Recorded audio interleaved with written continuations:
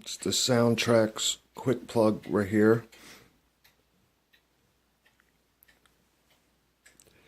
The ESU loksound decoder micro.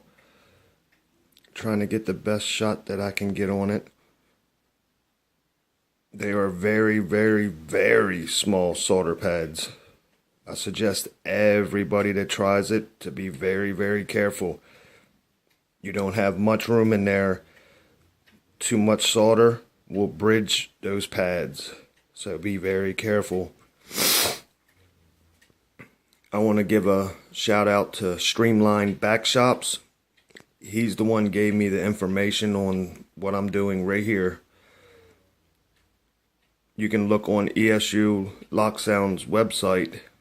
It gives you information on it, but it's not showing exactly. There's actually 3 different types of Loksound Select Micro Volume 4s.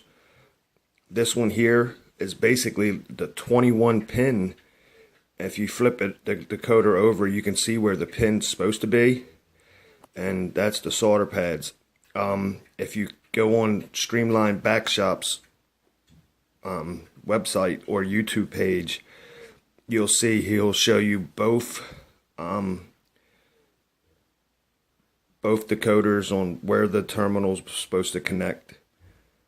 I got heat shrink tubing that's going to go up over on that end. There's heat shrink tubing down here. I still got to do some CV programming. CV 113 has to be set to a max of 255, and that gives you about 6 seconds.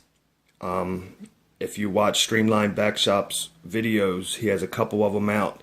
He shows a stopwatch where he actually changes CV 113 to like 7 or 8 different settings, and you can see the results that he come up with. Give me a few minutes and I'm gonna have this tied up and ready to go, and I will be able to do a test on it. Thank you for watching.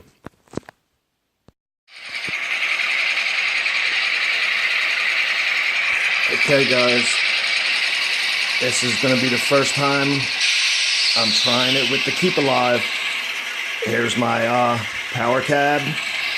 I don't have any other throttles. I don't have any boosters or anything like that hooked up right now. Alright, here we go. 1, 2, 3. Hell yeah. Yeah guys, it works.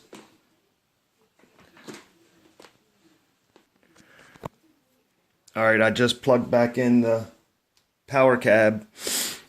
Alright, and that was only charging for maybe 10 seconds. I brung the engine over this way. This is an MTH engine. It has a lot of power draw. I did not count how long it took. But we're going to count this time and see what we get. I'm going to let it charge for a while. Alright guys, give me a second. I'll be right back. I'm going to pause the video, and I'm going to let this charge for a second. Then we're going to count it down to see what we get. Alright, I'm back. It's been charging close to a minute. I think it's got probably about everything it's going to have in it. Alright, getting ready to pull the plug on it. 1, 2, 3, 4, 5. 5 seconds. That's pretty damn good. Alright, now the only other problem I have is MTH shell.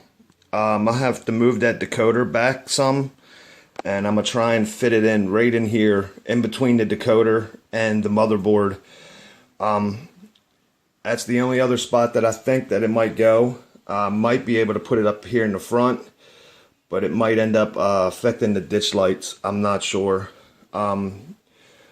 Give me a few minutes and I'll see what I can do to get this shell back on. I didn't know that an MTH engine didn't have that much room in it. I figured because the speakers were in the fuel tank that I would have plenty of room, but I've already tried to put the shell on. It's not going where it's sitting at right now. I do want to give a big shout out to Streamline Back Shops.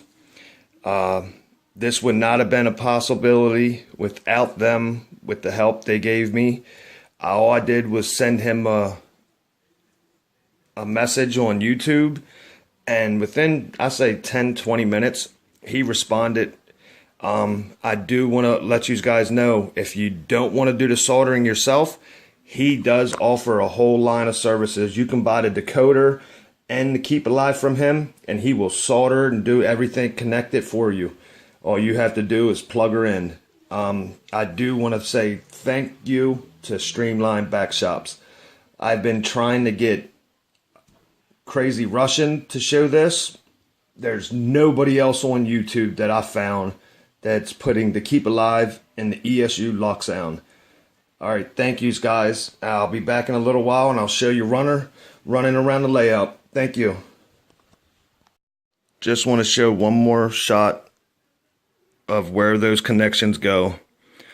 The blue goes on the first solder pad to the outside. The black with the white stripe goes to the third solder pad in.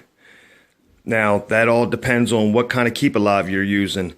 If you buy ESU loksound product, they have a 3-wire system, and you have to put all 3 wires on 1, 2, and 3 solder pads.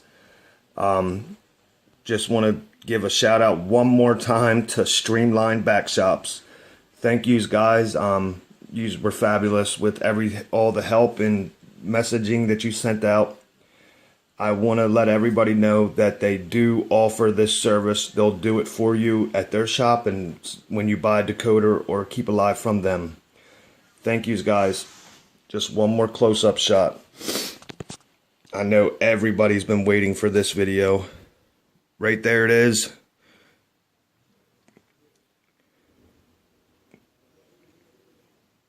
And if you guys need any technical assistance, just give me a shout and I'll try to help you as best I can.